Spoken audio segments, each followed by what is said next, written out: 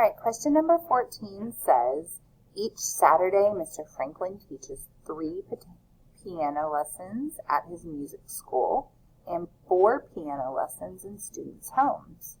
For each lesson at his music school, he charges $15, and for each lesson in his student's home, he charges $20. Which set of equations can be used to find M, the amount of money in dollars Mr. Franklin earns from piano lessons each Saturday? So guys, all they're asking you to do is find the steps to solve this problem. All right? So we're looking for, this is the question, or what you're finding. The amount of money in dollars Mr. Franklin earns from piano lessons each Saturday. So first, let's look up here.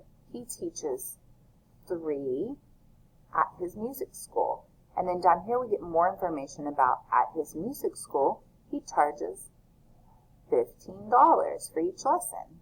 And that each right here tells me we're going to be multiplying that. So the first thing I need to look for is 15 times 3. So I'm going to look.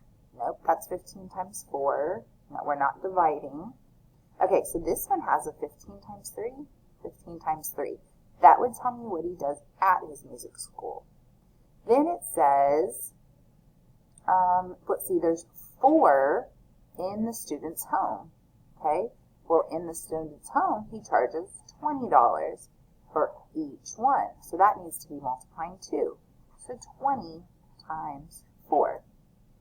Let's see. Yep, 20 times 4, 20 times 4. Good.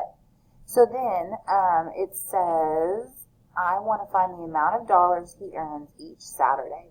So what I would have to do is after I answer these, I would need to add them together because I would find out how much he makes at his school and then how much he makes at home, at the students' homes, and then put them together to find the total. Well, let's look. I'm not going to subtract them because that question would be how much more does he make from going to the student's home than at his school. It's asking how much money he makes altogether.